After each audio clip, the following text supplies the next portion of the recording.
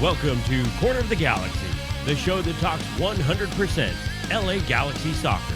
We're glad you could join us. Now it's time to sit back and relax as your hosts navigate through the twisting, turning, but never boring world of the five-time MLS Cup champion, LA Galaxy. Hello, everybody. Welcome to Corner of the Galaxy on cornerofthegalaxy.com. I'm your host, Josh Guesman, coming to you on a Friday, October 25th, after the LA Galaxy's knockout in the MLS Cup playoffs to LAFC, a 5-3 loss.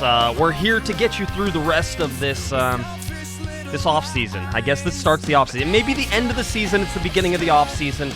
We're going to talk about the game. Obviously, that's our very first thing we're going to do. Get through at least what we saw, what we thought we were seeing, and maybe what needed to be maybe seen a little bit more in that game. And then we're going to talk a little bit more about some of the news that's out. There's already rumors talking about different players. We're going to look over the roster here real quick as well and sort of get you through all this. All right, so that's what we have planned. I know it's not what everybody was hoping for, but this is life. This is how it goes. And as I was talking to some of the players, they're like, next year's our year. We're going to get back and do it. So let's get to that. And to help me do it, a man who was at the game in the stands braving his own personal safety, Eric, the Portuguese Hammer Vieira. How's it going, buddy?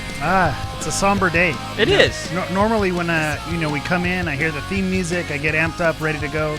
It didn't feel right to air drum and get it going this time around. So I don't know if we can get the band to do an acoustic set of that. A little somber entry when things go south. Yeah. I don't think I have that kind of pull. I'll be honest with you.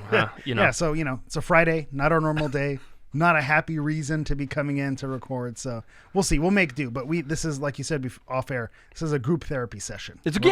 We're in this together. We're gonna get through this. It's everybody coming together. Put your feet up on the couch, I think is the biggest thing.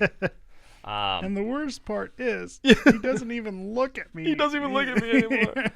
If you could have been here before we hit record, we were actually doing 10 Things I Hate About You riffs. So it's normal little things. Eric's like, that wasn't me. I don't know who you're talking about. I love that movie. It's a great movie. Yeah, it's a good one. It's a fun time. All right, let's talk a little bit about the game at LAFC. But before we even do that, let's set it in bigger settings. Okay. All right. You had all the games that came before it, so all three of the other semifinal matches had been played. New York City, the number one seed on the east side, got smacked by Toronto FC. At Citi Field? Yeah, at Citi Field. I was going to say, and everybody in Major League Soccer jumped up and cheered. Yes. The soccer gods were not in their favor, for sure. Yeah, it was great because, it's always great whenever you trade one baseball stadium for another. I was talking to Ives was actually at the game, and he was at that game, and he says, Citi Field's actually a much better setup for them. And I'm like, still a baseball field. Yeah. And he agreed. I could see that argument about it being a better setup, but at the end of the day, it's a baseball field. And I mentioned something about that. I don't actively root for other teams to lose when it doesn't involve the Galaxy, but I was thrilled to see New York City eliminated just because any games of those stakes shouldn't be played on a baseball field. Right. And then someone, of course, someone with David Villa as their avatar came back at me on Twitter and said, hey, it's not that easy. There's a lot of, bureaucracy and stuff that goes on. I was like, yeah, like in a city like Los Angeles, maybe, we know nothing about red tape and bureaucracy. Bureaucracy. I chose Don't say it too many times. It'll get in your head. I said it, I chose a 5-star word to enter their podcast there. But yeah, of course, anywhere you go, there's going to be issues in red tape, but they need to get it done, especially with the amount of money that group has. It's just a travesty. Yeah. And that's enough anyway, CFC. That's my soapbox. I'm getting off. Toronto FC, though, smacked them. So Toronto FC going on and will face the Atlanta Atlanta United. I was like, the Atlanta Braves? The Atlanta bureaucracy. Yeah, the Atlanta bureaucracy. Atlanta United, who beat Philadelphia 2-0. I'll tell you this, Philly got jobbed in that game, and I watched a little bit from the press box, and then I watched some highlights and came back. 2 or 3 penalty kicks that should have definitely been called. I always love it whenever people try to make this, and I'm sure they'll talk about this whenever we talk about the LA Galaxy game as well. But I always love it when people are like, that's a foul in the regular season. That's not a foul in the playoffs. It's like, no, they're just fouls. That's how it works. And I'm actually guilty of this. Foul inside the box is not the same as a foul outside the box. I'm that guy. Sometimes yes. So I understand where that's coming from. But playoffs and regular season, fouls are fouls, I think. But I do ascribe to the outside of the box, inside of the box is a little different. Seattle 2-0 winners over Real Salt Lake. RSL overmatched in that game. Seattle was more than stronger. So it will be Seattle headed to LAFC in the Western Conference Final. And the Eastern Conference Final, it's going to be Toronto headed to Atlanta. So both interesting matchups, I think. Watch them at your will, whatever you want to do. But I sort of want to set that up as you get to this. So you had all this, and everything was building to this game. El Tráfico had top billing. Yeah, they were the headliner. Absolutely. And it was one that you could tell already had global reach. It was all these things. I mean, it was a weird night to begin with too, Eric, because you look at it, the Santa Anas are blowing, there's fires, like it's hot. It's October. It's like earthquake weather, right? That was earthquake weather. Yeah, it was spooky time. It was spooky. It was a little bit weird. And so you get there and you get to the stadium. I was sweating in the press box, and they had like the air conditioning on, but it didn't help. There was they opened the windows. I had the worst seat. If you watched it from home, or if you watched it from anywhere besides where I was, you had a better seat than me. I was gonna say, all of you who may say, he gets to sit in the press box, up in that ivory tower up there. Everyone else literally had a better view of the game than you. You might as well have just watched it on TV. I'm pretty sure I was missing about 25% of the field. I could not see 25% of the field. So, a whole bunch of different things that went on there. But, looking at this, there certainly was global attention to this. And the way that I knew it was, one, I was getting messages early in the game that people were watching. And then I said, hey, it seems like there's people watching from the UK and Asia. And we were talking about the big markets in Italy and all these things. And so people started responding to that tweet. So quick shout outs here. Nico in Denmark was watching the game. Daniel in the UK. Jeremy in Asheville, North Carolina. Al in Dallas, Texas. Matt in Brazil. Julian in Las Vegas. So Julian in Las Vegas. It's one of those. Never know which way to go on it. I'll stay away from that. Yeah, I was going to say.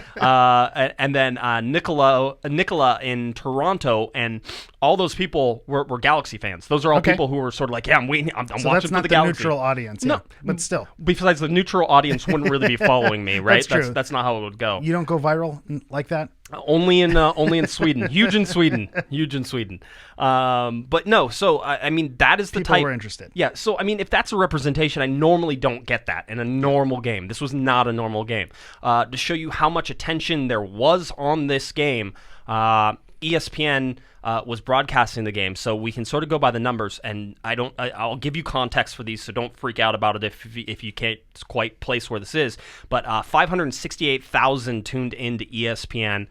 It was 320,000 when it was on ESPN2 before it switched because there was a college football game, which is that's ESPN2 should have just carried both games, and they could have gone back to back and just filled whatever, and they wouldn't have had to worry about it. It would have been fine. But you see the difference here, though. You see the difference. 320 on one channel, and then the 568. Yeah. It still might matter, but I mean, to you and me, ESPN and ESPN2, there's no difference. I don't care. Yes. They're equal in my terms.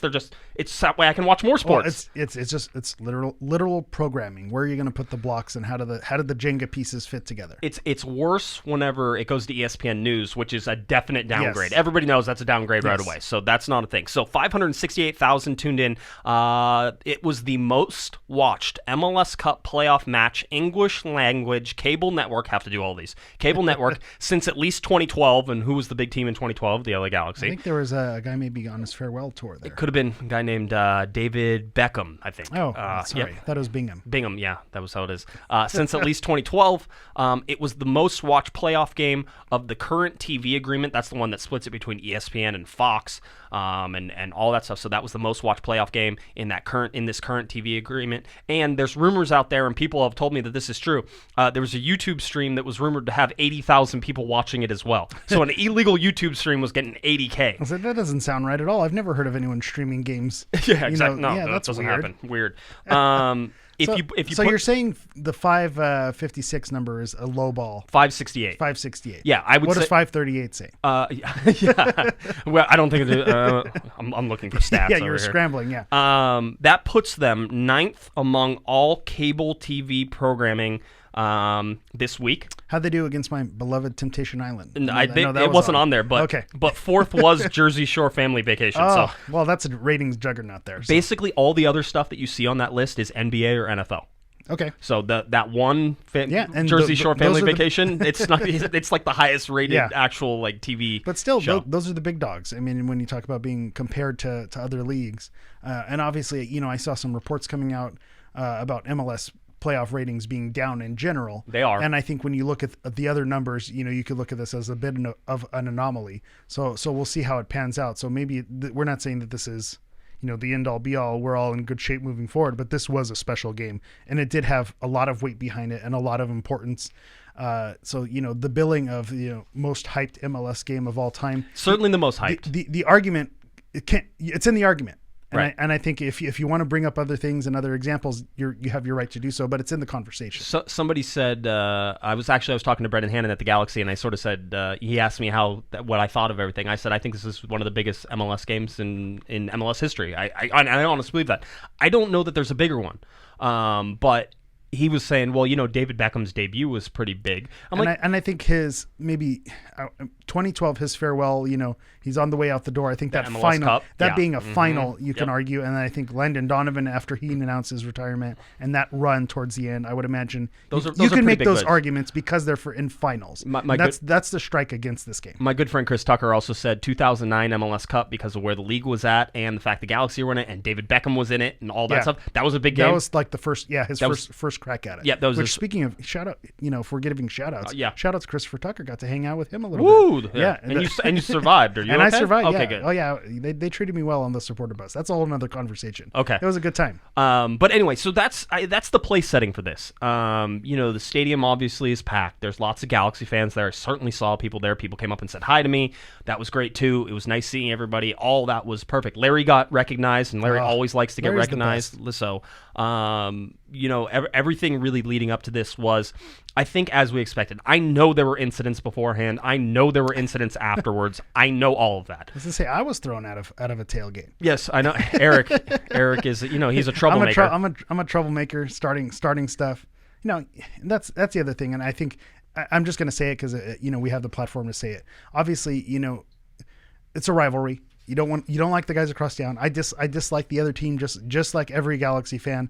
But at the end of the day, I have friends who are employed with the other team who, I go and talk to and have conversations. I have, family and friends for one reason or another, and they've have it err in their ways and they support the club. So, hang out, talk to them. This is a chance to, it's a gathering. Mm-hmm. And so, to be asked to leave, it's not that serious. To have, the arrogance to say, this person can't be here because of this. It's really when people talk about the negative parts of the rivalry and the fan base, that is the negative thing. When you take yourself, you make it about you make it about being self-important and don't realize that it's camaraderie and it's about rivalry, and it's all a good thing. But when you make it about yourself, that's where you go wrong. And it was funny to me. It just made me laugh. Well, like I said, I know there was lots of stuff in and out of that. We'll focus on the positive for the most part. That's out of the way. Yeah. So let's get to this game. The big surprise about 2 hours before the game, I got a little word that the LA Galaxy would be repeating their lineup.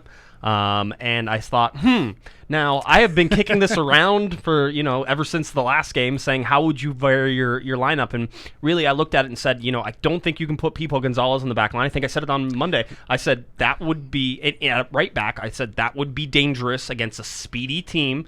And, it's one of those things. Now, I'd also, let's be transparent with this, I had also said, you might keep all four back there because maybe you want Diego Polenta to go find Carlos Vela. And because we didn't know whether Carlos was going to be in the center, if he was going to be on the left or on the right, and he likes to switch too. What if you just had Polenta mark Vela, like man mark him the whole time? Maybe that would be a good idea. So maybe that's why you start four in the back in the same way, because the lineup that was put out, repeat of Minnesota, so Ibrahimovic up top, Pavone, Leggett, Antuna, Dos Santos, Kitchen, Romney, Polenta, Steres, Gonzalez, Bingham. That lineup is a conservative, defense-first, possession-based lineup against a team that is very good at counterattacking. See, I disagree. I don't think that's the possession lineup. Really? Yeah, I think when it was actually at Casa de Pato after the Minnesota game, we said, okay, this formation, this lineup worked against Minnesota because Minnesota did not have the finishers. They were in a high octane, offense that was going to score it. So you put four center backs back there, you withstand, and then you catch them on the counter. With LAFC, where the Galaxy has been successful, is fighting fire with fire and going at them. So I think for all the talk that Bob Bradley gets about he doesn't change his tactics for the opponent and he doesn't, he plays his style, and that's the way he didn't. He changed it. Yeah, he changed his style, and he let the Galaxy possess. Yeah. And this wasn't the team. I think if you have, the triangle of Fabio, Jonah, and Legit in there instead of Kitchen. Kitchen is someone you bring in maybe later if you're able to eke out a lead. You maybe move Rolf out to the wing because he's going to give you a little bit more going forward. And I think you attack it because I think that squad possesses a little bit more. Telling me that Perry Kitchen and Pipo Gonzalez, these are your guys who you're going to trust to possess. I don't know that I buy that. So I don't think this was the right lineup. I think GBS got it wrong. I understand the temptation because you just won a playoff game with this lineup, but you need to change things up. The other thing, LAFC had 14 days rest? Yeah. The Galaxy were on 4 days rest. Yeah, I think they even had more than 14. It was like 2.5 weeks. So to put the same exact lineup, this is where you rotate. This is the benefit of having 18 players on your squad or 23 or 29, whatever the final roster number is at right now. That's why you have all these players, to mix it around so you don't wear your guys out. And because towards the end, the onslaught just kept going. They wore them down by the end of the game. I think whenever you look at it, the big mistakes for me in this and the ones that I probably would have tried to switch, I'll let Kitchen stay in there. Let's just say Kitchen stays in there. He's a good central defensive midfielder. He's going to back up your center backs. That's going to help. So maybe that's what you need against this game. I could concede against that. Right. Antuna, we knew he was sick all week, and he looked like he was sick all week. He may have been sick in Minnesota because he looked a little bit off in Minnesota as well. And so, maybe this is something that was lingering, and then after playing, he didn't get 90 minutes, but after getting a good chunk in Minnesota, right, maybe this is something that caught up with him. And so, yeah, he did look off. Yeah, and not that Antuna's a world beater, but he didn't look like he didn't bring the positives that he's brought when he's been on. And for my money, and again, I think it's disappointing. You have a guy who can play that position and can give you the minutes you need to get to Ramon Alessandrini, because you knew Alessandrini couldn't make the full 90, and that wasn't going to happen. But you also knew he was coming. But you knew he was coming after what he was able to do with Minnesota. You knew he was one of the subs guaranteed. You knew he was going to play a factor in the role in this game. Why don't you put Chris Pontius in this game? I don't understand that. It doesn't, and Pontius didn't see any time, by the way, yeah. and he should have been in there. If you need a goal, you want Chris Pontius on the field. The only argument would be Antuna has been your starter all season long. Yep. So you're changing. Yep. You're changing the whole dynamic. He already changed it. He already changed it when he went to four center backs against Minnesota. Okay. It worked against Minnesota. That's where you're supposed to say yeah, but still. Yeah, but still. It worked there. But, in my mind, Antuna ran out of gas fast in this one. And he was predictable, and LAFC had answers for him. So it wasn't like you were getting anything. So put in somebody like Chris Pontius, who has the pedigree, the MLS playoff pedigree, the MLS goal-scoring pedigree to go into big games, and he's scored in these games before. But what Pontius doesn't bring is the speed that Antuna brings. And so if you have people on the right, you can't have Pontius on the right as well. So if you put in Rolf, you put in Araujo, he's going to give you a little bit more. You act like Uriel Antuna tried to play defense at any point. No, I'm not saying defense. Yeah. I'm saying that, when Antuna goes forward, you're going to need a defender to provide that support as well. So, and push forward and move him up the wings so you have those overlaps. That wasn't going to happen. But I mean, that's again. So the speed going forward is an issue. But for me, Chris Pontius' speed going forward is fine. It's not about speed. He's going to get himself in dangerous positions for what he's going to do. But then you're changing. You're changing your style of what you're doing. Yeah, that's okay. It gives you a different flavor. Yeah, they might have won this game. You never know. Well, and that's the thing. It's easy to sit back and say you got it wrong because they lost. The big glaring mistake here is putting Gonzalez back there at right back. He played like a center back playing right back. He got caught narrow in every goal, and 4 or 5 goals came on his side. I know that, and that's why we're here. We're breaking down the goals and we're placing blame. When you break down the goals goal by goal, if you were going to point at someone, I think people, at least 3 out of the 5 goals, he was not solely responsible, but he played a major role in leaving the opportunity for LAFC to finish it. And so, he drifted center, he overcommitted some ways. He didn't track back on other players. So he was really exposed. He picked the wrong night to have a bad night. Well, him and Polenta. I mean, when I deal out my blame, I give Pipo 3, I give Polenta 2, although one of them on Polenta, you can argue it's a team defense issue, not just Polenta, but Polenta is when you rewatch the play on the 5th goal, it just looks like Well, he got caught out. Yeah. He went for a play and he missed it, Yeah. and that was basically his night. If you want to have his night explained, That summed it up. That was it. Because he went for plays. He tried to dribble out of trouble multiple times. Got the ball, lost the ball multiple times. Didn't track back, didn't follow. But these are all things he's done well in other games. So it just, like you said, it was an off night. Everybody, and I see this, and I see everybody, and we'll talk about who's staying and who's going, but everybody's saying, oh, just build the defense around Polenta and you'll be fine. And I sit there and go, where is that coming from? Struggled at the beginning of the year? People who voted for Defender of the Year. No, I don't know who that was. He won more second-place votes than anybody else. He did not win. Like, Again, it's just put your tinfoil hats. We're talking Defender of the Year. It's not. It's just ranking. Rank voting. It's what happens. It was the Russians. It was the Russians. I'm sure it was. They're big Polenta fans. But no, I mean, Polenta in this, you looked at him at the beginning of the year. He made a lot of mistakes at the beginning of the year. You look at him towards this end of the season, and he made big mistakes at the end of the season. And in games where they couldn't afford to make any mistakes on defense because they were already narrow, they were already slower, they made multiple mistakes over and over and over again. I mean, this game ends up with 8 goals in it. Nobody played defense in this game. There was no defense. And that's why this stings, is because goals were going to happen. So why not push your players forward? Give up 5 and score 6. Yeah. Well, just keep pushing forward. Don't put the defensive lineup in there, because that's not how they play. This is my and you're absolutely right. This is the point to take. Is when the Galaxy beat LAFC, they don't do it with defense. They did it with offense. Exactly. They outscored them. That was what they were trying to do. They changed what was successful against that, which both teams did. Galaxy changed what they did, what they were successful with LAFC in the past, and LAFC changed what they did that they were unsuccessful. So whatever, the 2 negatives made a positive there, or however you want to. Yeah, is that what it was? That's where my haven't been in the classroom in a little while. Maybe I'm a little rusty on my positive and negative integers, but but still. No, I mean, and that's what you look at. So you go to the first goal, and the first goal is Polenta gives the ball away, the ball comes back in, and Vela hits it right-footed. Which, I think people overcommitted to the left. Well, because he's going to hit it with his left foot. So you can't get too mad, but at the same time, he overcommitted. Carlos Vela scores goals that nobody else can score, but not because they're technically difficult. It's because he gets really lucky with the shots, too, because that shot went just by Pipo's foot and just under Steres' foot. And it's like, come on, anybody else hits that, it doesn't go. Piece. Yeah, it doesn't go in. The Galaxy also had a redirected shot. Well, Pavone very early had that redirected shot that almost went in. That would have been a silly goal. Well, even Zlatan's goal was kind of silly the way that went in. So, that was a moment where you thought, if that's the type of goal that goes in, you catch them like that, that's where you could mentally, break an LAFC, is if they see bounces not go their way, but bounces didn't go the other way. The second goal, though, that's the controversial one. LAFC's second. Yeah, LAFC's second goal. Big controversy, and there should be, up to a certain point, I guess. This is the one that looks offside on TV. And, in fact, today was ruled to be offside by... half an inch, half a pixel. By 1.5 inches.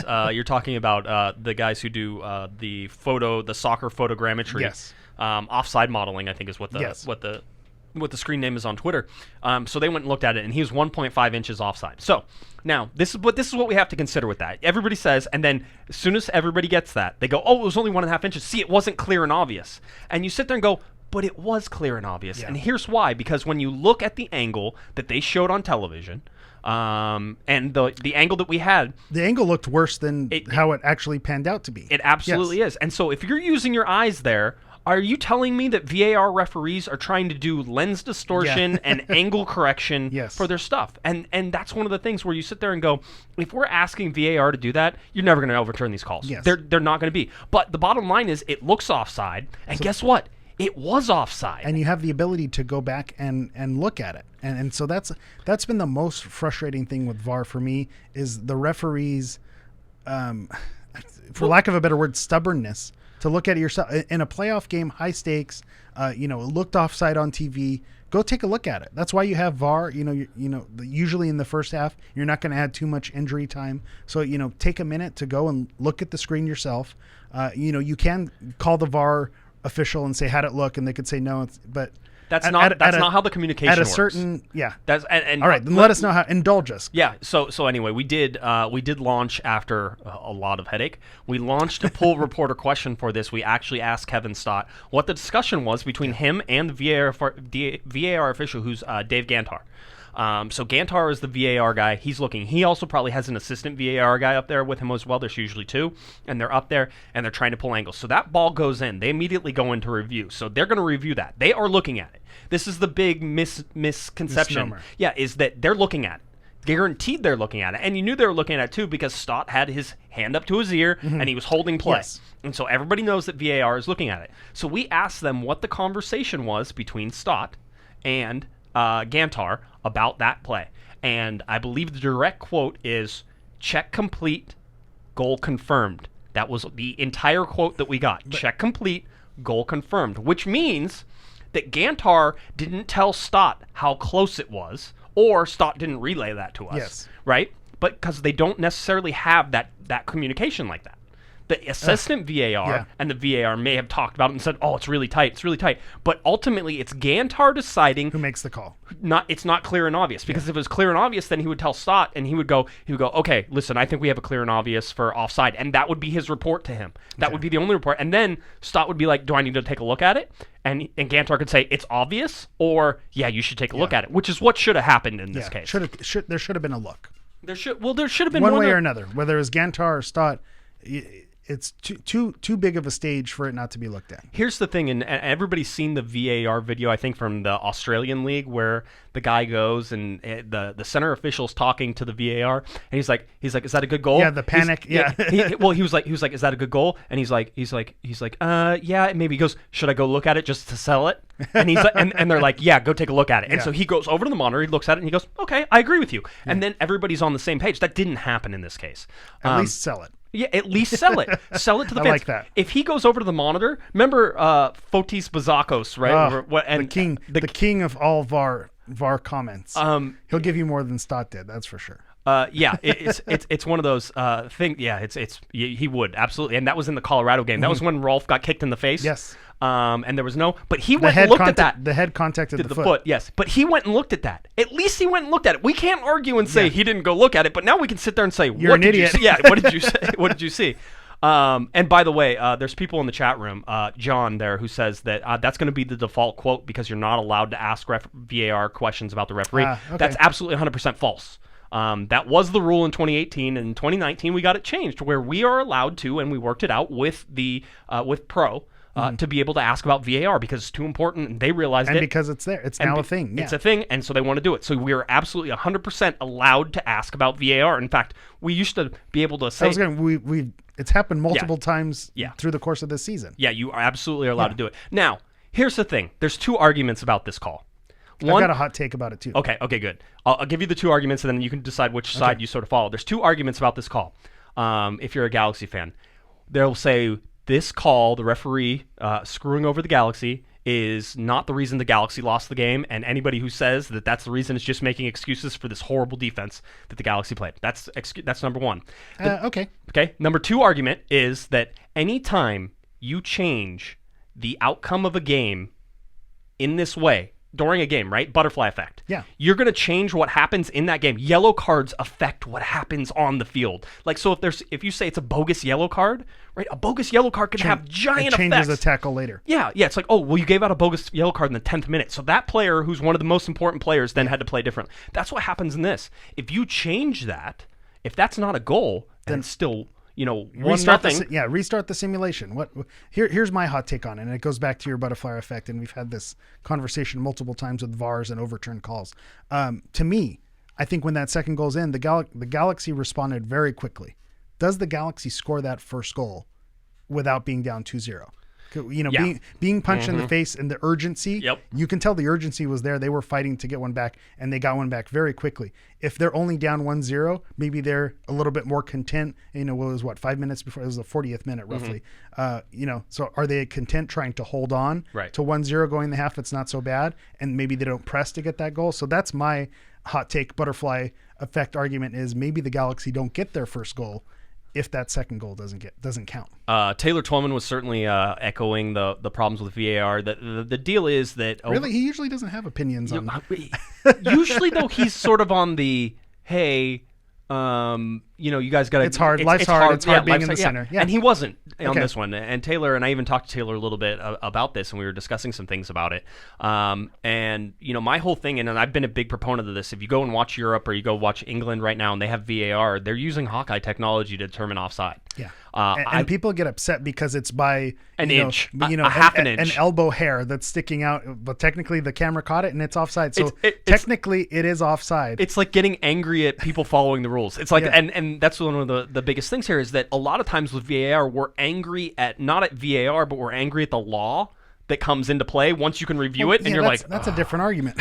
You're we're talking about changing the rules, right? here. Exactly. Yeah. It's one of those things as well. So anyway, just talking about, that's really where MLS has to go, because I'm tired of this. One, MLS doesn't mandate the number of cameras that they have, so it depends on which game you have. Yeah. If you have a Spectrum Sportsnet game and there's like 6 cameras, yeah, we've had this. Yeah, you don't have the angle, yes. and you can't make the decision. If you have an ESPN where they have 12 cameras or 15 cameras and goal line cameras and stuff like that, you're at an advantage. Yeah, and I think that was one of the arguments when VAR was first being implemented. I think goal line technology was one of the first things that was thrown around, and the argument against was, it costs too much money to install this in, 37 stadiums, however many MLS franchises there's going to be now. The cost is going to be too much to make it happen. Right, because it's about $750,000 for the cameras per stadium. Okay, I remember it being a thing. And there's an operation charge per game as well. So it's like $5,000 or $6,000 per game that you have to pay as well. I'm in the wrong job. I need to be, Can I be a Hawkeye operator? Goal line technology op.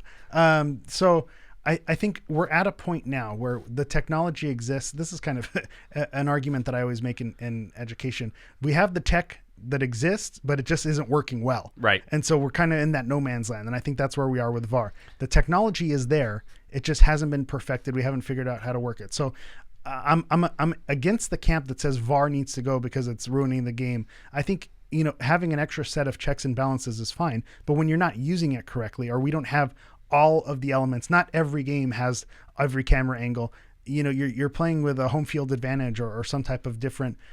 You're playing with different rules in each game, and that's not what the intent of VAR is. It should be to solidify things, not to make things murkier. That's what it was promised to do. Yeah. And I'll say this again: everybody thinks that clear and obvious is like this easily delineated line, right? Like it's like, oh well, this is black and this is white, and that's what it is. And clear and obvious is the most opaque thing to ever try to say, well, it has to be clear and obvious. Well, I'll tell you, if it was clear and obvious, well, that's the thing. It has to be clear and obvious. What's clear and obvious to you? Not everything is clear and obvious. What's clear and obvious to you? Is that clear and obvious on the replay? Guess what? It's clear and obvious. Yeah. If you're looking with your eyes, it's clear and obvious. Well, if technology is brought in, it's clear and obvious. Well, look at red cards. If I go up to you and I sneakily, put an elbow into your ribs, on a corner kick play, it might not be clear and obvious that I do that because I'm trying to mask it. Right. So by that definition, it's not clear and obvious. Or what force did you use, by the way? Because they're always like, well, how much force was there really in slow-mo, in a freeze frame? And with that, it's not clear and obvious. So I agree with the language being vague, and it's probably intentionally vague to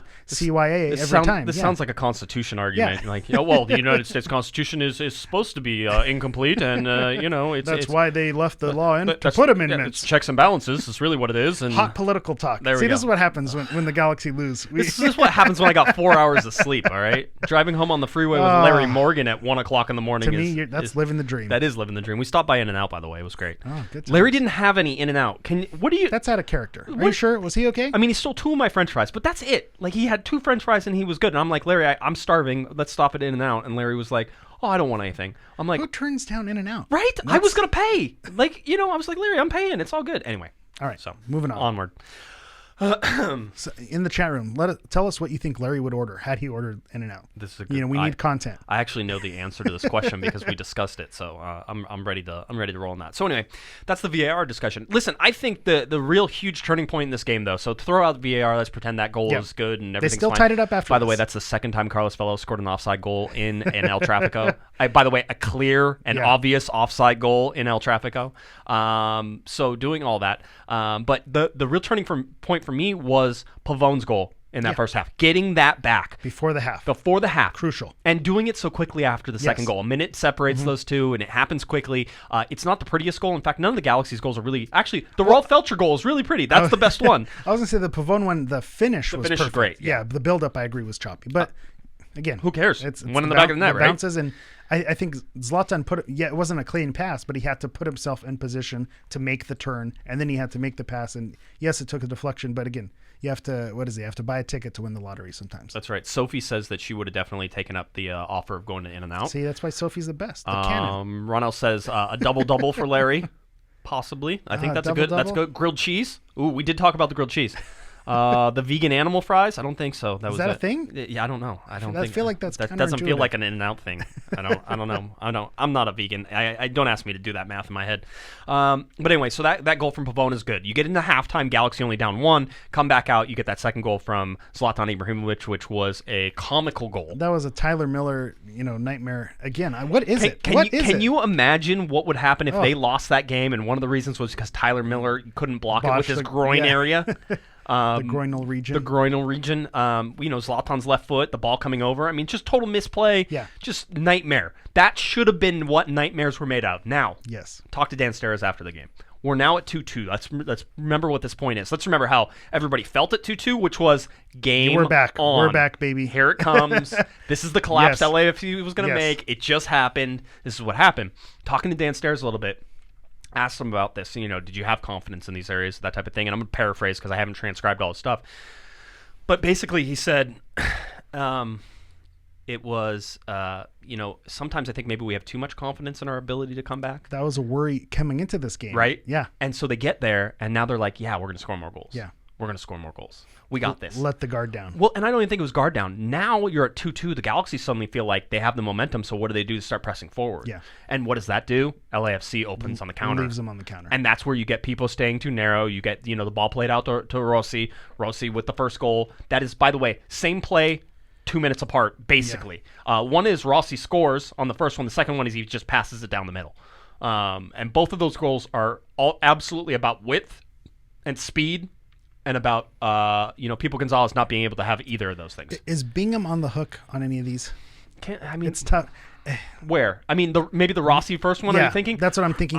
Could he have gotten down on that? I felt like he stepped one step too close to the near post. Yeah. But you have to understand the movement of that is you're moving that direction, and so really it's Rossi hitting that against that movement that gets it, and that's a lot of goalkeepers are going to do that. And I think it's just because we've seen Bingham come up big and make some of those saves, but we've also seen it go the other way. So I just wanted to throw the question out there. Is he off the hook? Is he not off the hook? I have found that David Bingham has been on the hook this year for certainly some goals. So you can't fault him for this. But I don't think I fault him on any of these. I didn't sit there and go, that's fair. I didn't sit there and go, oh, goalkeeping mistake. It wasn't a Tyler Miller disaster. Right. Yeah. Or in Philadelphia where Blake, had like the first 2 goals was him running into his own players. Or NYC, kind of they gave up, their goals to Toronto. They made it very easy for Toronto.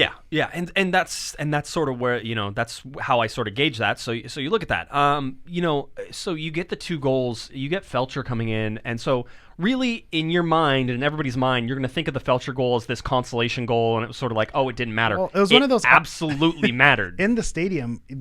Making that 4-3, you thought, okay, we have something. We're gonna come back again. It's just that confidence in El Tráfico's against LAFC. It doesn't matter if you're down, 1 or 2 goals. That you can come back at any point. I think the 5th goal was the dagger, and it was over. But at 4-3 with the Feltscher goal, you thought maybe some magic could happen. Here's the thing, though. If we all remember, Alessandrini missed a sitter in this game, right? It was right in the open mouth, and I hesitate to say sitter. Call it a sitter. Yeah, it was bouncing, but it's one that he should have handled. And he's good enough to do that. A prime Alessandrini could have buried that. Yeah, and that's just rusty Alessandrini not being able to hit that. And that, again, makes it, a 1-goal game, and that could have changed the outlook of everything. So, it was a bad defensive play, but it was probably Guillermo's setup and that cost the Galaxy more than anything else in my mind. Okay. The players played poorly. Polenta had a nightmare game. Absolutely nightmare game. Getting turned by Diamande there at the end is just you can't have happen. And I'm going to say this, and I don't know how much flack I'll catch for this, but did the better team win? Yeah, better team won on the night. They did. You want you're rooting for the Galaxy. You want them to win. They could have, and I think it's the adjectives that you use, or they could have stolen this one. There's a way that the Galaxy sneak up on them and make it happen. And I think when you use language like that, you're basically admitting that they have weapons that when they're on, we're going to end up beating the Galaxy. And we've worried about that since last season, is if they are on and everything's clicking, the Galaxy are going to have a tough time with this team. So I think, at the end of the day, they were efficient with their performances, and we looked at the stats and the number of shots that they had. The Galaxy had more shots, and so it comes down to being efficient and putting it away. These stats are remarkably they're weird, even, they're odd. Right? Yeah, but they're shifted. Again, the possession almost 60% to the Galaxy. Total shots 16-12 in favor of the Galaxy. Shots on target, LAFC one more 7-6 than the LA Galaxy. Talked about possessions, passing accuracy. Galaxy had higher passing accuracy. A lot of those were sideways and backwards. Duels won, Galaxy won more duels. Tackles won, Galaxy won more tackles. Clearances, Galaxy only made 6 clearances. LAFC had to make 25. Yeah. That says something. What does it say? I mean, I would expect, if you look at expected goals in this game, and I didn't look at it, I would expect that you would find that LAFC has the higher expected goals. Because of their positions that they got into. We're more dangerous than the Galaxy. And that's where I go back to, this was their style. They changed what they did by becoming a counterattacking team to a Galaxy team who gives up goals, like their candy. They just fell right into the trap. In a lot of ways, you just said it, that LAFC was the better team, and I agree with that. In a lot of ways, the Galaxy just they didn't find a way to compete in that second half. They didn't put themselves in a position to steal it. And that's what they've done many times. And again, it's outscoring instead of out defending or out possessing or doing any of that. And so the Galaxy were not the better team throughout the year. We knew the deficiencies the Galaxy had. They are who we thought we are. There it is. I was going to say Dennis Green. Dennis Green is actually the Galaxy are exactly who we thought they were, and the defense ended up capitulating in a game in which we thought that they might. And I think that's when it goes back to mid-season. There was a good run at the beginning. There was maybe a three game win streak towards the end of the season, but that back and forth, and especially there was, I think, maybe the Portland game when they lost that one. I believe it was 4-0 or 4-1. They lost Open Cup. It was 4-0, and then that's the point where you said, and I think that was like in June or July. That's the point where you said, okay, this Galaxy team, the defense didn't look shaky, but that's the point they started to give up a lot of goals. And when they gave up goals, they gave up lots of goals. And so you had the anticipation with Zlatan, anything could happen in the playoffs. When you get them in a 1-game series, you give yourself the chance. But at the end of the day, this is the Galaxy team we saw. They gave up a lot of goals, and they walked away, and they paid the ultimate penalty for it. We got about 20 minutes left, so I don't want to say. I was thinking, how are we going to fill the show with just a game repack? So recap. This is something to talk about as the offseason goes, but it's also something that you just sort of at least right now you have to think of is this year a success? And that's a tough thing to say. I will say this, as a Galaxy fan, people are going to say no, and rightfully so. Did you win an MLS Cup? Yeah, that's right. Season's not a success. That's my argument, right? It's, with Zlatan Ibrahimovic, with Christian Pavone coming mid-season, offensive firepower, a success is winning it all. So they've made improvements to where the club was. So by that metric, it's a success. But at the end of the year, it's who won and who lost, and the Galaxy did not win. I'll tell you this. I mean, in really all areas, you have to say that the eye test tells me this team was better than last year's team. The eye test tells me this team is closer to a completed team than it was last year. And so in those metrics, successful in the terms of you took the step forward you did under a new coach, installing a new system with a new GM. Okay. Zoom out view. It's a success. But obviously the bar is, win an MLS Cup. And that didn't happen, so that's a failure. Interesting note, I will tell you sort of what it was like in the hallway after the game. I don't think you have to tell us. Yeah, it was probably it was gutted. Well, sometimes people think they get away from the cameras and these guys are like high-fiving each other and jumping up and down. I saw most of the players come into the locker room, and those players were, some had tears in their eyes. You could tell they were upset. It was somber. Their heads were down, and they know that they lost the game. And that's difficult because we always sit, separated from this. We're not on the field, and we're always like, just give a little more effort. Just give a little more effort. And the bottom line is that in this particular case, if there was any more effort to give, I think they would have. I don't think it was a lack of effort in this game. It just didn't work out, and that's sort of how these things go. Also, got to see Ashley Cole down in the tunnel. Speaking of, yes. Being near the supporters and on that edge of the stadium, I know who you saw. I got to see Mr. Alan Gordon, Mike McGee, Dan Gargan, Kevin Hartman. So it was a who's who of Galaxy legends. So that's another fun thing about these games is it brings out the big guns. Yeah, it's fun, and that's the atmosphere. And the next time these two teams play next year at Dignity Health Sports Park, it's going to be crazy as well. Yeah, it'll be a fun one again. Yeah, absolutely. Now you got to get one back. Let's go quickly to LA Galaxy news here before we sort of look at this roster and just give a brief overview and sort of understanding of where we think we're at. Let's see, the news out right now, Uriel Antuna possibly going to Chivas de Guadalajara. I saw a Benfica rumor. Benfica, listen, there's going to be lots of these. Yeah. I think he's going to go somewhere. The big deal is this doesn't involve the LA Galaxy. Yeah. This is between Manchester City and whoever they want him to go to, and really his loan deal is kind of up right now because so Man City and his agent are basically putting the feelers out. Absolutely. That's what that tells me. And he could get sold. He could get loaned out somewhere. It kind of depends on what Man City wants to do. The chances of him staying with the LA Galaxy probably slim at this point, and I would say that with his international hype that he gained with Mexico, whether that's deserved or undeserved, which he'll find a landing spot. He's going to find a landing spot somewhere. Maybe he does. Maybe Dennis DeClosa figures out a way to bring him back. I don't know if you need to bring him back.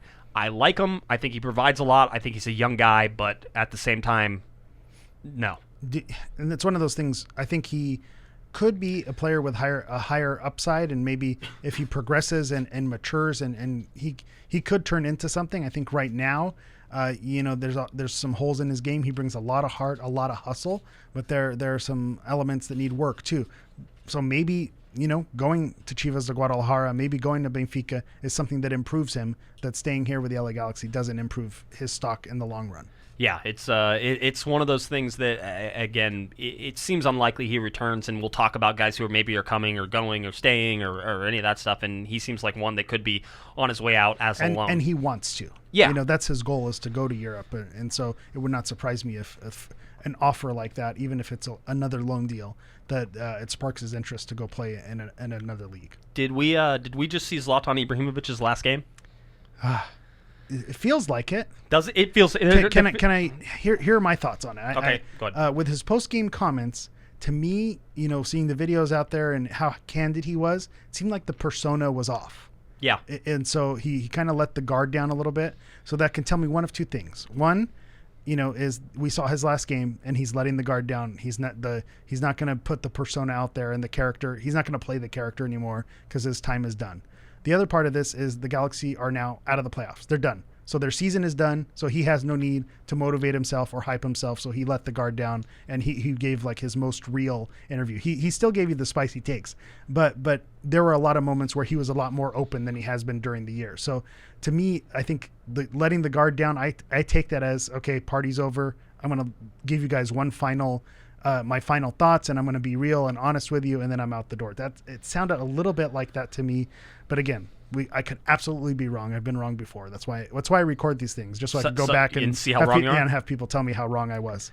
The interesting things about his quotes, and I implore you to find like the full quotes and not just the ones they pulled, because not just having a cup of coffee with Magic Johnson. What a great quote. The dude was laughing a little bit with the reporters, and he even says, I'm joking, that type of thing. He says, they asked him right away about his possible return, and he says, imagine if I don't play in MLS. Who will you talk to then? Right, and that will be the quote that you see, and people will get mad at it. And then literally right after that, he goes, "It's not about the money. I was joking. I have another 2 months, and we see what happens. When you do a lot of things, you want to get credit for what you're doing. I think we're doing the maximum we can, and win or lose today, we did the maximum. Like I said, the season has been like this. We score 2, we concede 4. We score 3, we concede 4. We score 1, we concede 3. It's hard to play like that.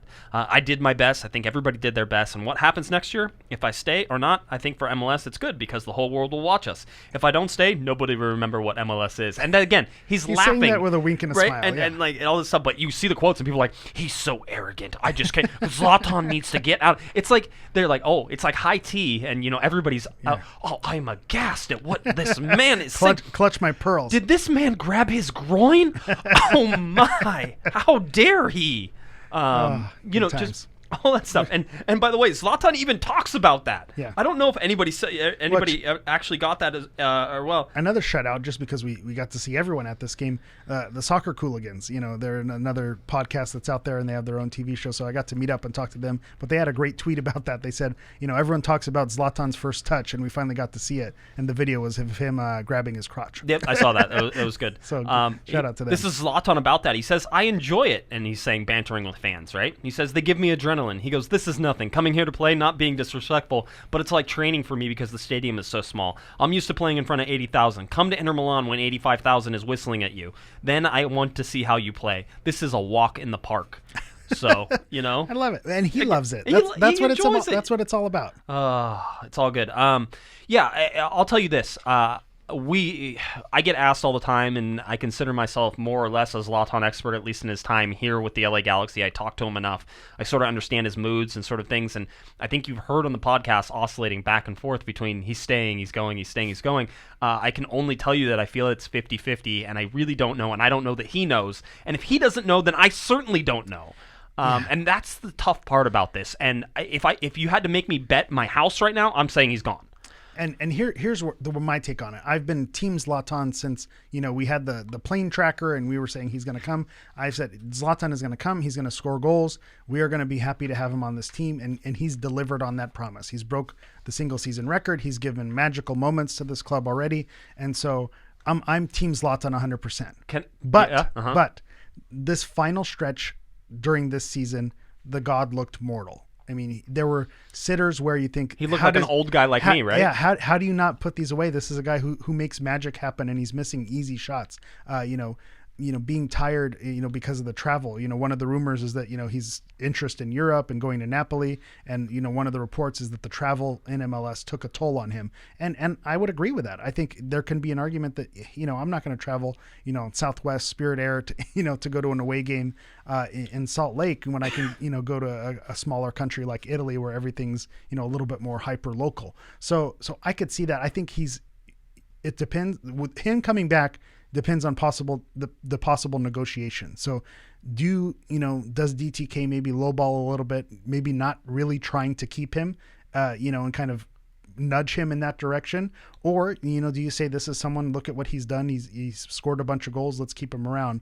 But I'm of the camp. You maybe get rid of someone a little too soon, then holding on to them for too long. And that's from someone who's been all in on Zlatan since his arrival. Well, I'd say this from my Swedish friends who take our podcast and am I going to get? Are they going to blow me up for that? Yeah, they're absolutely going to do it.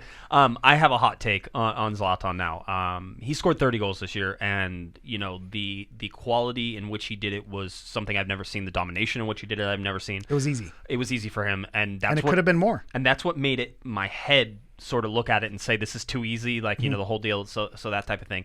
I'm not discounting what he's done on the field, but I'll tell you right now, he's hard on this team. He makes this team work harder than they probably need to.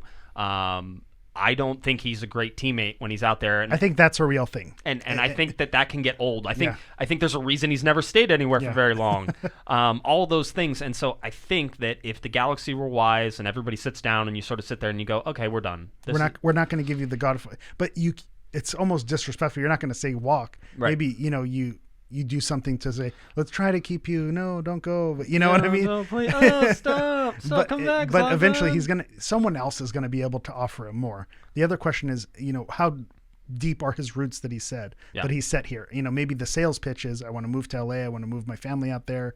This is where I want to end up, do endorsement deals and be in Hollywood. But someone at his age, maybe, you could split your time 50-50 in Europe in a different league and still have a home and a family life in Los Angeles. I feel like Italy or China are probably two good places for him. I mean, imagine the money he'd get in China. I know he says it's not about the money, but he's Zlatan. And to be on the most populous, continent and to be able to have that. We all know the money that, if we want to get back to political talk, the money that's been thrown around and how they're able to kind of have a stranglehold on a lot of markets, because of the money they can offer. Yeah. Yeah. No. I don't picture him going there. I think he wants to go to Europe. I think Italy is still there, by the way. Napoli rumors are there. There's others. If he wants to go anywhere, he can go anywhere he wants. Right. Really, I think he can. He can almost go anywhere he wants because he could just take less money wherever he goes if he really wants to go somewhere because he says... Is he willing... What role is he willing to play? He likes to get credit for what he does. You heard him. So he does like the money. Let's go over this roster. Let me explain this roster to everybody for a second. Everybody who goes on Transfer Market and looks up the contracts and says, "Oh, these guys are out of contract to these," the Transfer Market's full of it. Don't pay any attention to it. Wow, shots fired. To Transfer Market. It's not their fault. A lot of this stuff isn't public, and it's not put through a clearinghouse, and we don't see it, and they don't have access to it, and they're guessing. So you're saying it's the Wikipedia of player salaries? They can do a really good job with stuff that's public. Okay. I've looked at some of them. I know some of the contracts are off. Now, trying to keep track of everything best in my head, know some of the contracts are up, but I don't know all of them. In fact, there are like 14 question marks I have next to players about whether or not their contract is up. Which is it? Because you can't blow it up. You can't blow the whole thing up. No, that's the other thing. Everybody's like, we need to rebuild. No, you do not need to rebuild, and stop saying that word. And especially after last night's game, you say, oh, well, Gonzalez, what a disaster. He's been our friend Thomas Phelps, the statistician. Yes. Every game that he's played in seems to have gone south. For people, so it's like, well, we got to get rid of people. He's not a lone guy. He's a guy who, you bought him. They offered him a contract mid-season. He's presumably here for another year, maybe another year and a half, like a Shelvik 2.0. Almost. Maybe it was a 1+1. Yeah. Okay. So some contracts. So the deal with MLS contracts is the standard MLS contract is usually a 1+1, which is 1 year plus an option. Sometimes it's 2 years plus an option. Dave Romney signed 2 years plus an option last year. Now. Whether or not that means he stays or not, I don't think he's actually going to be on this team. You could sell a contract and it's all null and void. Yeah, it doesn't matter anyway. But let's go from the top down to the bottom. So Zlatan Ibrahimovic, we know his contract is up. It's up at the end of this year. He's a big question mark. He's a capital question mark. But he's not a question mark in terms of what his contract is. Okay, I see what you're saying. So I'm like, I know what that one is. And I have him circled as a possibility of being gone. So $7.2 million comes off of the payroll from AEG. I was going to say, not off the cap. But no, not off the cap. Jonathan Dos Santos apparently still has a contract that lasts for maybe 2 more years.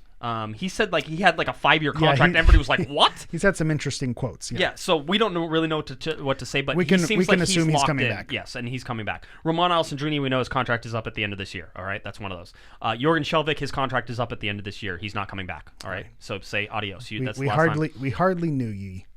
Diego Polenta is a guy that they bought.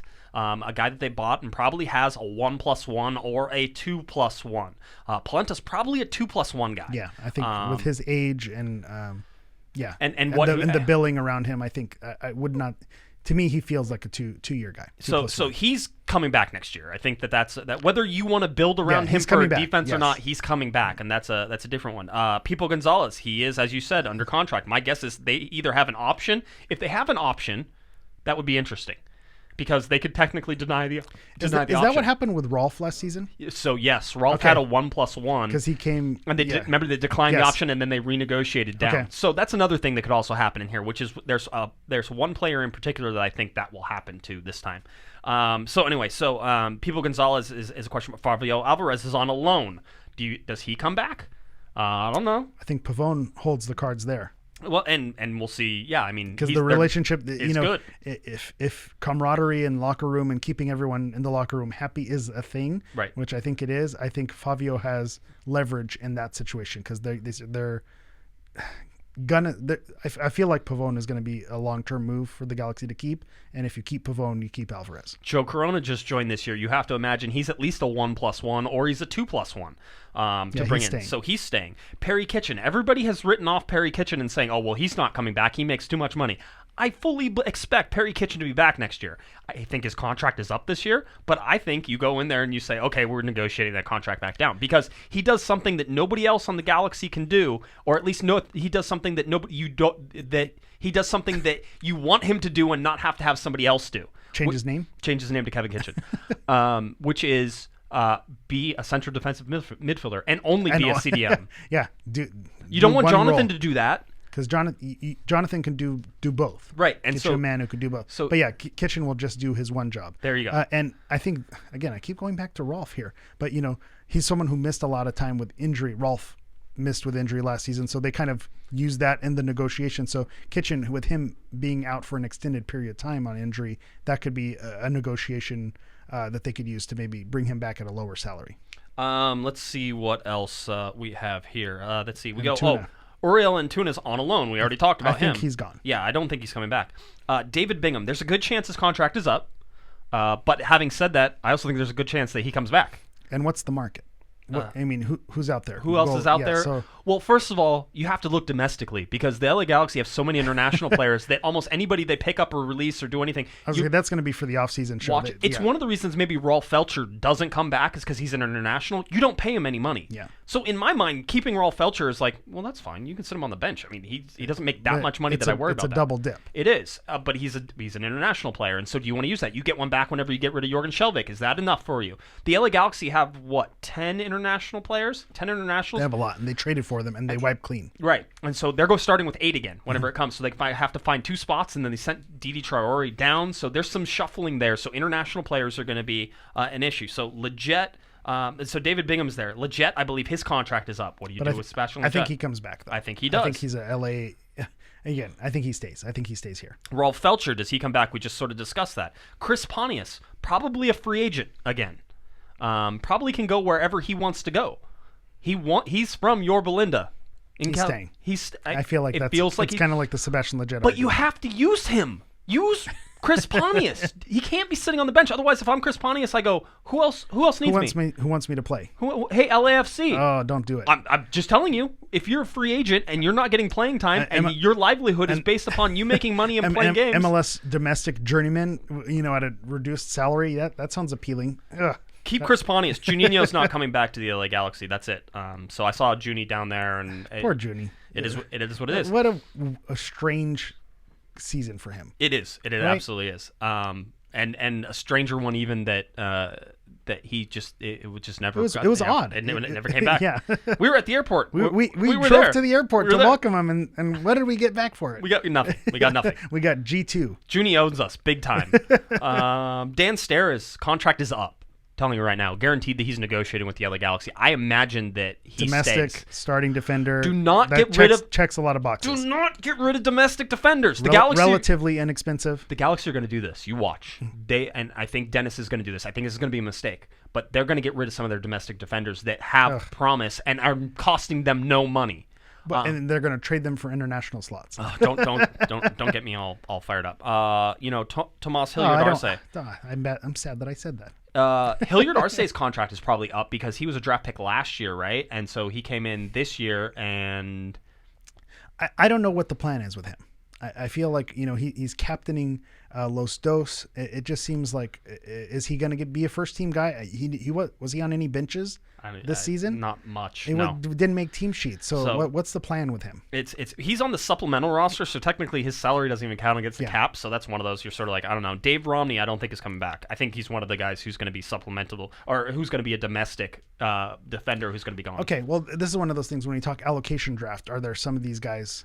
Oh yeah, that might be part of that. Yeah, possibly, yeah. And that's fine. If the Galaxy have one player, don't they protect? Did you not protect a Hilliard-Arce who maybe another team looks at? Well, sometimes you're like, here's the bait, come get this guy, and it's like they take him, and then now your team lost a player, but it doesn't matter. And once you lose one, you're done. Good. That's it. Julian Araujo, he's gonna stay. Ethan Zubak is on this list. I don't know what they want to do with him. He's in the Tomas Hilliard-Arce right? camp. Same thing. A G2, starter. Efrain Alvarez is staying for right now. Actually, so I heard his contract might be up, which is an interesting one. There were rumors that he told, right? Again, this is all total, right? Hearsay, 1-to-1 that he said to someone that he's off to Europe. So I don't know how much truth there is to that. That was the rumor. We'll see. Good for him. If he can get it, get it. Get your money.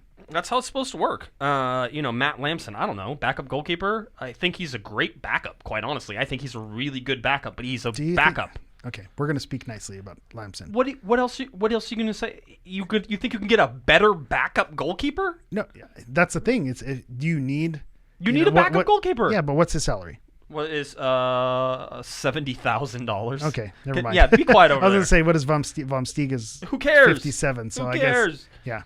Never mind. We love you, Matt. Servando Carrasco. This one's really interesting because I know everybody's like, he's gone. No, he's staying. Why is He's staying. He's having a baby. He needs the money. Congrats to Mr. and Mrs. Carrasco. Yeah, exactly. That's a big deal. Alex Morgan, pregnant. Oh, that's who that is? That's who it is. That's his wife. Did you not know? Oh, surprise. I thought she was just, Servando Carrasco's wife. I did not mean that. By the way, not to be, I am saying that in jest. Not to be rude or crude or crass or anything like that, but if you do the math on when that yeah, baby, I did that, and I got after the World Cup, I got roasted for saying that too. I was like, good. That's what I would do after I just won a World Cup too.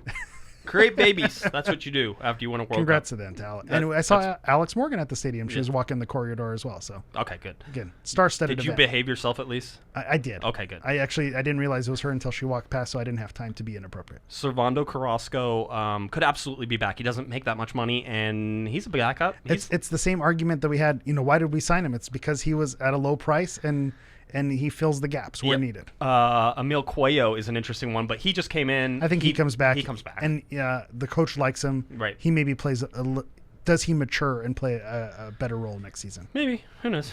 Justin Vom Steeg is goalkeeper there. I have no idea. Whatever. Sure. To me, here's the thing, and maybe I just don't follow enough.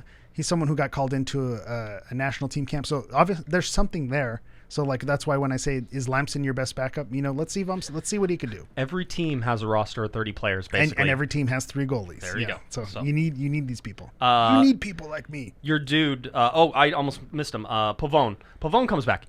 I don't know. There's rumors out there right now that people are already making offers to buy him. That offer would have to go through Boca and not the LA Galaxy. The LA Galaxy don't have controlling, but it looks like the Galaxy have a plan in place that if they extend the loan, they have the option to extend the loan. They're probably going to extend that loan. That makes Pavone a DP because the Galaxy then have to pay a loan fee to Boca, which they didn't do this time. So likely he's still making his $1.2 million, I think is what it is, but his compensation goes up because of the loan fee being paid. But we'll also see how those salaries play in. With the new cap and things that are going to happen. CBA, we have no idea. Yeah, will it matter? Let's drop down here. You have to say adios to your boy, Joao Pedro, because he's going to be technically off the books. Still on the yes, paper? He's still on there. Still getting paid in Tondela. Good for him. He's doing well in Portugal, by the way, for those of you who are asking. That's good. Yeah, nobody was asking. Didi Traore. You'd be surprised how many people ask me about Joao. Yeah, because they know. You have an obsession. That's why. They're just feeding into your obsession. They're trying to be nice. Didi Traore, he'll be back, I imagine. They sent him down to G2 this time. I don't think Bradford Jamieson. I think Jamieson comes off the books. He was coming off a surgery, I guess. Yeah, so loan back. Surgery. It seems like he's. I didn't hear about the surgery, so I didn't see that. Again, that's why you got to follow at Galaxy Profile. Okay. Yeah, so we'll see. He doesn't seem like someone who's going to be with the club. No, and I think he probably wants to go. He probably because he wants to find a place where he can prove play himself. Yeah. And then you have Hugo Ariano is the last one on that list, and sure, whatever. I don't, that's what we know. I think I gave you the best in my memory of where I think people are with their contracts, but that changes. You go in. So what happens next is in about 3 or 4 days, the LA Galaxy should have exit interviews.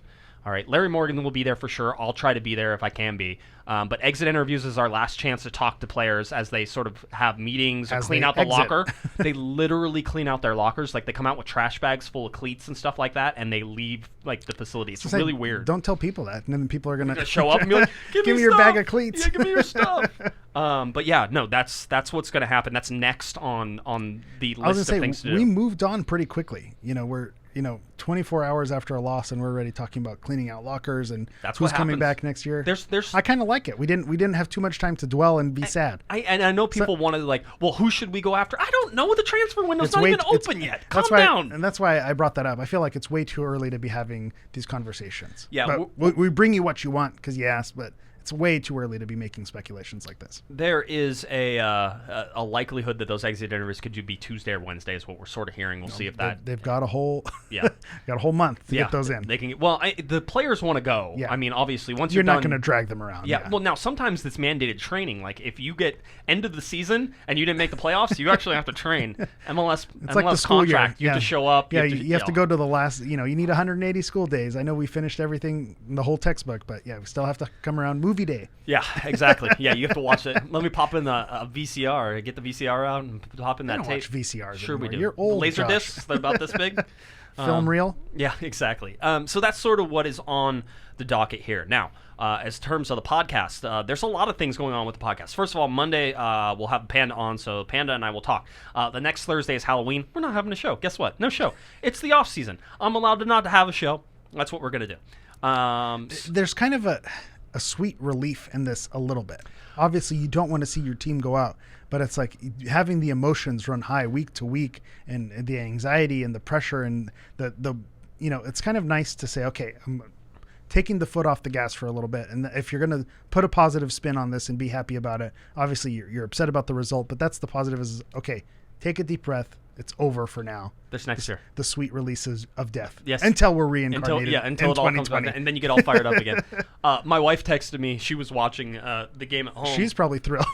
She was, Galaxy are out. No offense to her. Yeah, but. no. This was her text. She was like, oh, I'm sorry your season is over. But now it's baby season, Yeah, right? put the crib together. Yeah. It's like I have lots of stuff to do this weekend, that's for sure. So I'll be doing all that stuff. But it is interesting, just all the stuff that we have in the off season. There's a lot of things, and we're going to do our best to keep you up there. My wife is due in December, so I imagine there's going to be a gap in there whenever Senor Baby is here. I was going to say, if you thought 4 hours of sleep after El Tráfico was bad, I know. Yeah, wait till that newborn baby's keeping you up. I actually bragged to my wife today. I'm like, I'm on 4 hours of sleep. I'm feeling fine. I think maybe my body's being prepared for this baby. And she goes, you're an idiot. I'm like, okay, cool. Just checking. So all that stuff is going on. So just sort of keep a heads up and keep that in the back of your mind, because I imagine I will disappear for a little while, and then I will pop back up. Leave the keys under the mat. I'll come in. You'll come in? Okay, good. I'll teach you how to record. That'll be great. Which button? Yeah, exactly. All of them. There's how do these three mics work? I haven't figured it out yet. 3 of them. You show up and everything's set up. I don't know how it works for you. All right.